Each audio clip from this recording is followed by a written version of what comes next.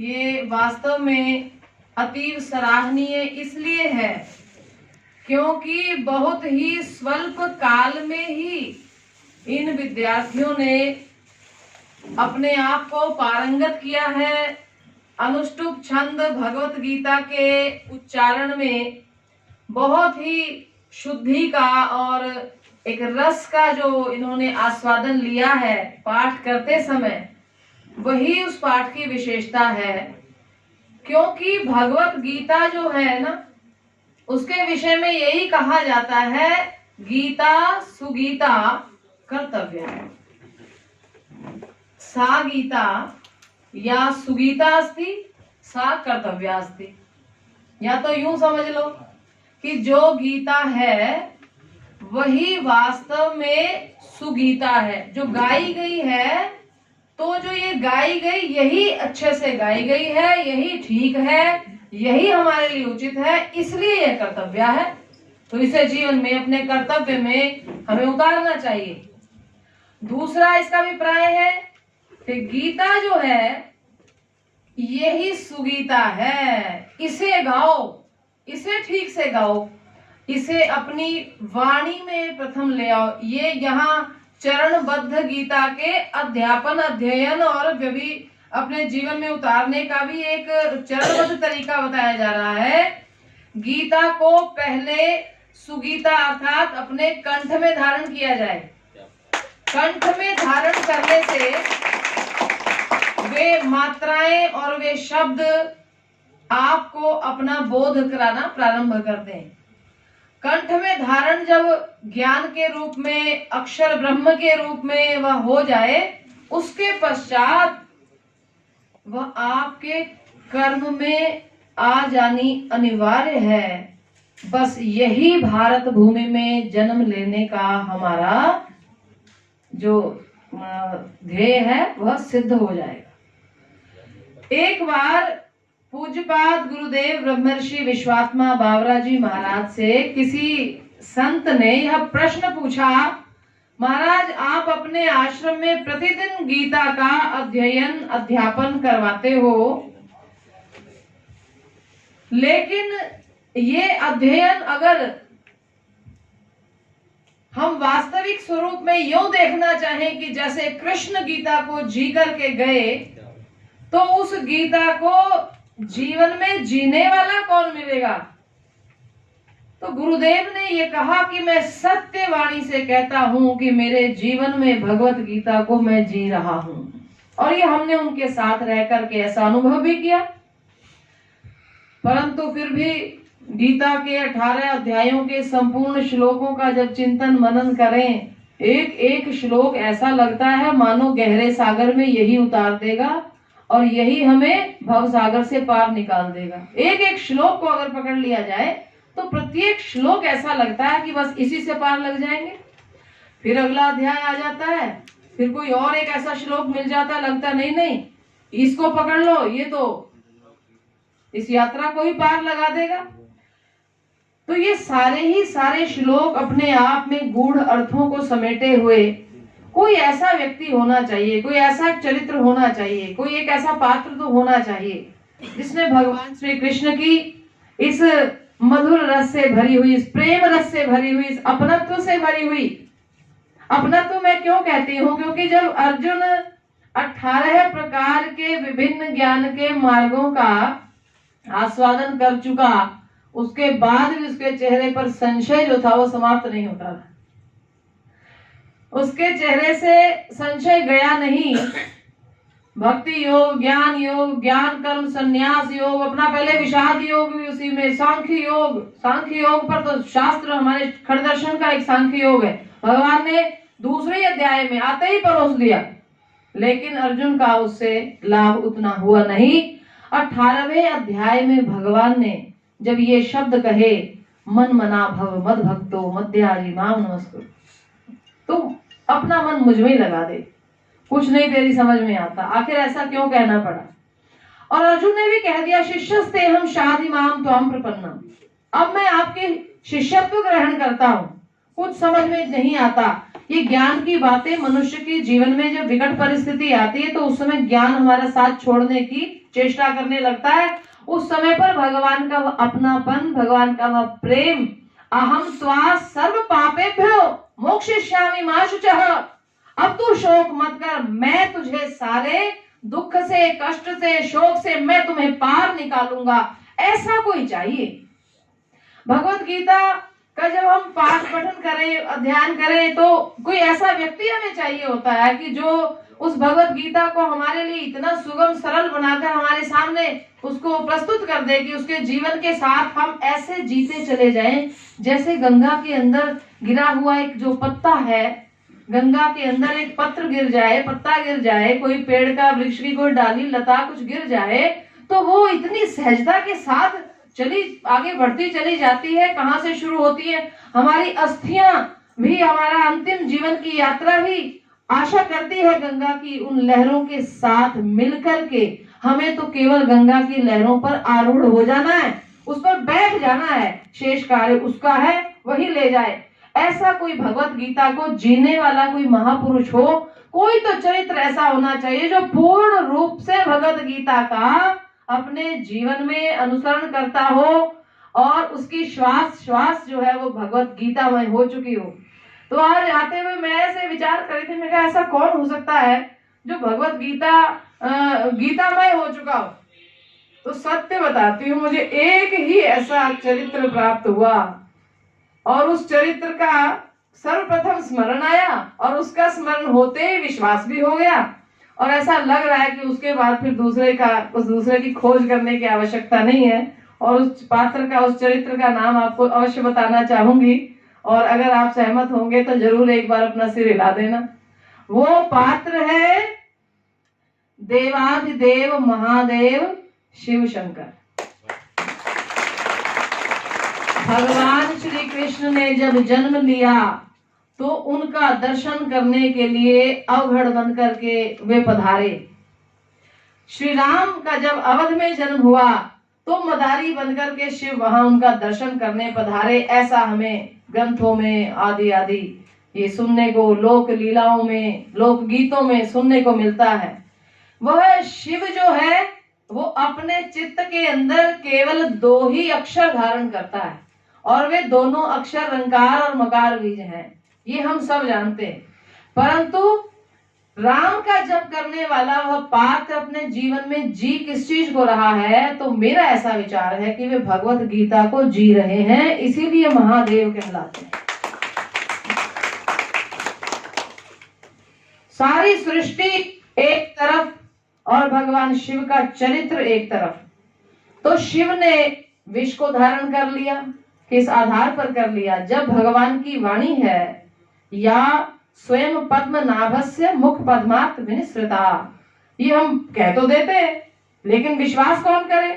जब वो वाणी निकली ही भगवान के श्रीमुख से है तो फिर जब उसे ही हमने प्राप्त कर लिया तो किमत्र प्रयोजनम शास्त्र विस्तरैः ही।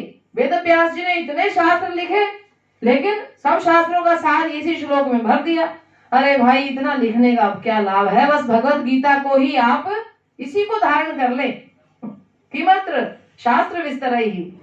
तो भगवान पद्मनाभ के श्रीमुख से यह विनिसृत वाणी जो हुई है तो उन्होंने यह कह दिया है कि समम शत्रौ च मित्रे च, शत्रु में, मित्र में, विष में, अमृत में सम हो जाओ। तो सम होकर दिखाया किसने? भगवान शिव ने दिखाया। शिव ने विष को धारण कर लिया, किस विश्वास पर धारण किया? आप और हम धारण नहीं कर सकते। या तो फिर शिव ने किया, मीराबाई ने कर लिया, ऐसा भी सुना है। भक्तिमती मीरा जी ऐसी हुई हैं कि उन्होंने विष का प्याला जब देखा तो धारण कर लिया। झूठ बोला गया कि भगवान का प्रसाद है। कहा जब आपने उस पद्मनाभ का, उस कृष्ण का नाम ले दिया कि ये उसका प्रसाद है तो फिर प्रसाद रूप में पी गई। इतना विश्वास जो है हम लोग करते नहीं है। हमारे जीवन का सबसे बड़ा जो एक ड्रॉबैक जिसको कहते हैं वो क्या है? शास्त्र जितनी देर पढ़ते हैं तब तक हम उसके भाव के आवेश में रहते हैं, परंतु जीवन के अंदर जब धर्म युद्ध की, कर्म युद्ध की जब परिस्थितियां आती हैं उस समय हमारा विश्वास शास्त्र से तो उठ जाता है लेकिन सांसारिक जो हमारी अनुभव की बातें, उन पर हमारा विश्वास ज्यादा बैठने लगता है। तो कोई तुम्हें मारने आवे तो पलट के मारने की सभी चेष्टा करते हैं, क्योंकि कहते भगवान कृष्ण ने भी कहा अर्जुन तुम मारो।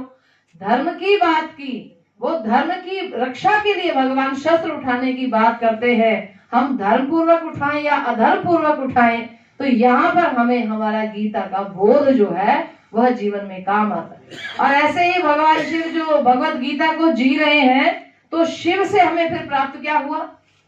भगवत गीता को जीने वाला वह शिव जो है, वो मनुष्य को क्या दे रहा है? उसी ने तो योग दिया है। सबसे बड़े महायोगी कौन है?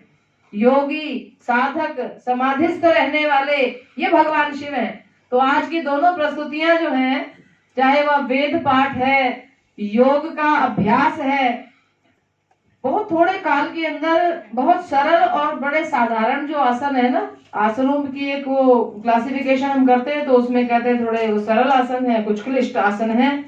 तो लेकिन आसन जो है वो सरल भले ही हो, लेकिन जिस प्रकार से, जिस भाव से इन योगियों ने यहाँ पर करके दिखाया, तो उसका जो उसमें जो स्थिरता थी, उस आसन को करने में जो उनके शरीर में हमें सुख की अनुभूति हो रही थी, तो वहां से ये पता चलता है आसन तो भले ही शवासन हो, भले पद्मासन हो, आसन की सिद्धि इस बात में है स्थिरम सुखम आसनम।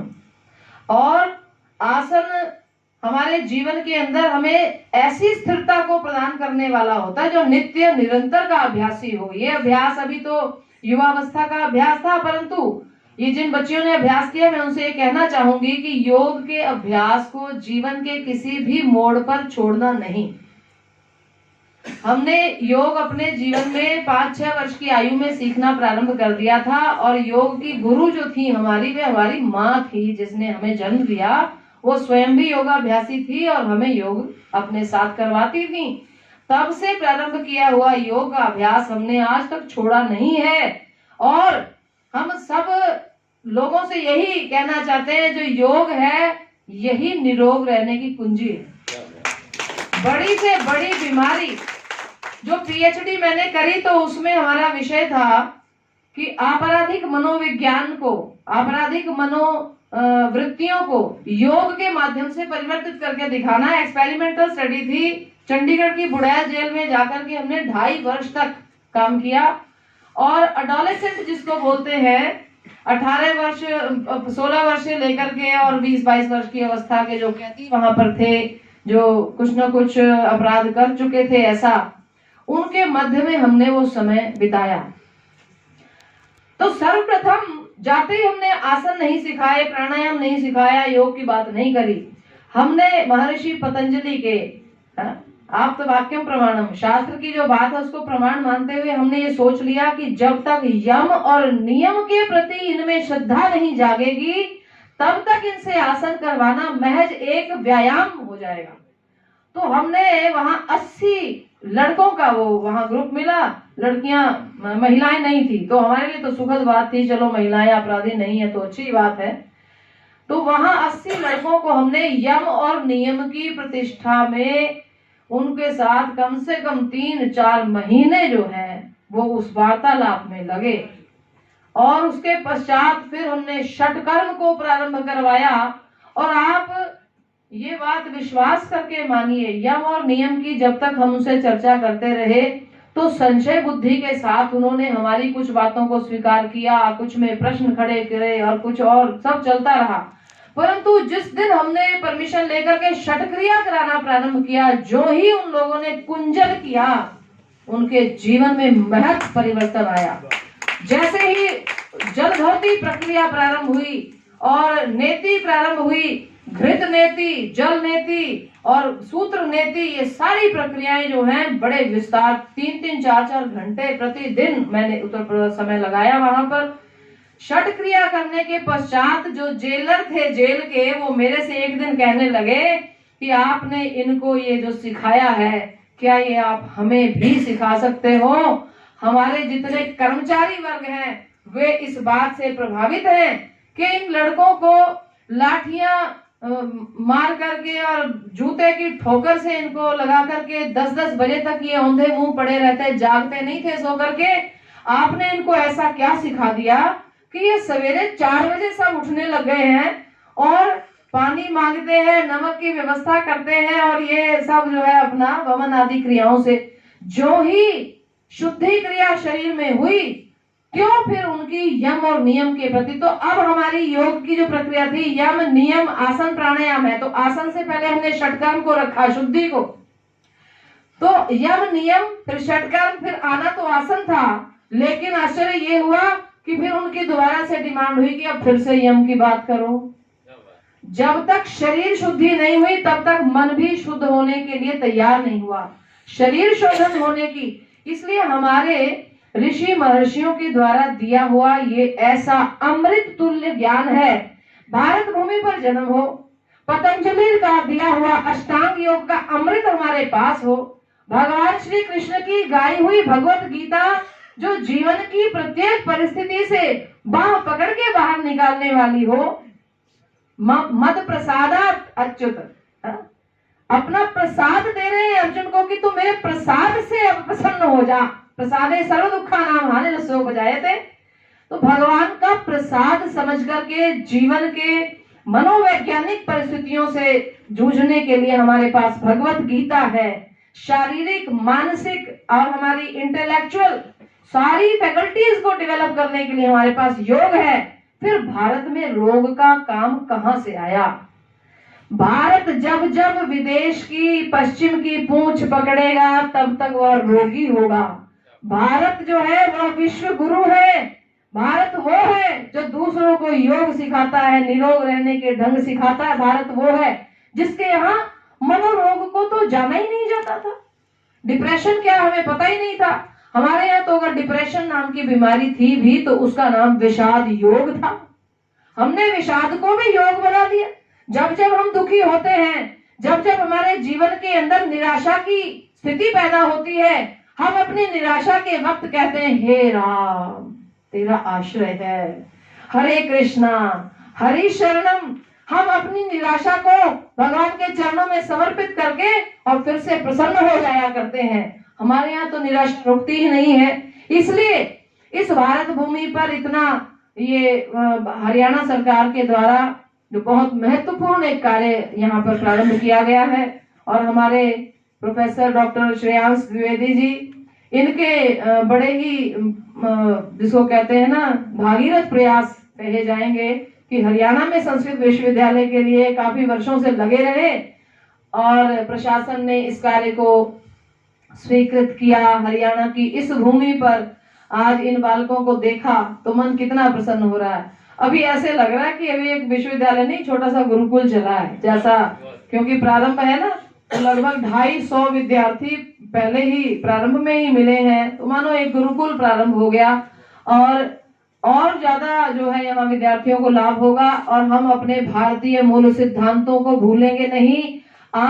हम भूलते तो नहीं है लेकिन आलसी हो गए हैं, प्रमादी हो गए हैं। आलस्य और प्रमाद से ग्रस्त जो मनुष्य होता है ना, वो कभी भी जीवन में अमृत फल हाथ में पड़ा हुआ है लेकिन खाना ही नहीं चाह रहे हैं, इतनी हिम्मत नहीं करना चाह रहे कि उसको खाएं और अमृत हो जाए। अमृतस्य ते पुत्राः, वो अमृत फल है कहाँ? वो ये योग ही अमृत फल है, ये भगवत गीता ही हमारे लिए अमृत फल है। तो हम जीवन में इस अमृत फल का आस्वादन करेंगे और इसका भोग लगाएंगे। योग का भोग लगाना है, योग की केवल बात नहीं करनी है, योग का अभ्यास करना है। तो आज संकल्प लीजिए। ये मैं आपसे सत्य घटना बताती हूँ। हमारे पास एक ऐसे व्यक्ति आए जिनको हृदय का रोग हो गया, ब्लड प्रेशर भी बढ़ गया और साथ में साथ डायबिटीज भी हो गई। तो मैंने उनसे यही कहा, मैं कहा अगर हमारे साथ 1 वर्ष रह जाओ और जिस नियम से हम रखे उस नियम से रह जाओ तो बिना किसी एक भी गोली दवा के, बिना किसी एक भी ऑपरेशन के आपका ये रोग वापस चला जाएगा। और वो व्यक्ति आज भी जीवित है। उसने अपना पूरा जीवन जो है वो बदल दिया। कोई औषधि नहीं ली, कुछ नहीं लिया, सिर्फ अपने खान पान का तरीका बदला। ये जितने फास्ट फूड के नाम पर हम विदेशी गंदगी को अब खाने लग गए हैं, ये बर्गर पिज्जा आदि में जिस प्रकार की क्रीम और ये सब चीजें डल रही हैं, बच्चों ये आप जान लो ये जहर खा रहे हो। इन सब का खाना पीना छोड़ दो। ये पैकेट बंद जितने पदार्थ हैं, अपनी माँ के हाथ का बना भोजन मिले तो बढ़िया, अपने सदगुरुओं के सानिध्य में बैठ कर के आश्रम में भंडारा बने तो बढ़िया, अपने हाथ से अपनी आंखों से जो बनाया सो बढ़िया। बाकी किसी चीज का विश्वास करना ही नहीं चाहिए। घी तेल जो प्रयोग करते हो वह घी तेल भी अपनी आंखों, अरे भाई सरसों, आप ही क्यों नहीं सरसों खरीदते? मैं लोगों से अब ये बार बार कहने लगी हूँ, ये रिफाइंड तेल, मैदा, नमक और सफेद चीनी, ये 4 जहर मनुष्य को, हमारे भारत को समाप्त करने के लिए भेजे गए। रिफाइंड तेल आप लेते ही क्यों? उन फैक्ट्रियों को बंद होने दो, होती है तो आप किसान से सरसों खरीद लो और सरसों को जाकर के कोल्हू से निकलवा के उसका तेल घर में रखो। शुद्ध सरसों का तेल आप सीमित मात्रा में सही शास्त्रीय ढंग से उसका प्रयोग करें और स्वस्थ हो जाए। हृदय रोग को भारत से बाहर निकाल दो, किसान भी सुखी हो जाएगा, दोबारा से अपनी चक्कियां चल पड़ेंगी और कोल्हू चल पड़ेंगे, कैसा सुंदर भारत हो जाएगा। तो हम धीरे धीरे अपने भारत को वही वैदिक प्रक्रिया पर चलाने वाला भारत बनाएंगे, तभी हमारे इस योग और इस भगवत गीता के उच्चारण का जो है सार्थक होगा। अन्यथा तो फिर ये केवल कपोल की बातें रह जाएंगी कि बात की बात है। तो इन्हीं शब्दों के साथ मैं अपनी वाणी को विराम देती हूँ और आप सभी को बहुत बहुत बधाई देती हूँ कि आपने बहुत सुंदर कार्यक्रम किया। हरि ओम तत्सत।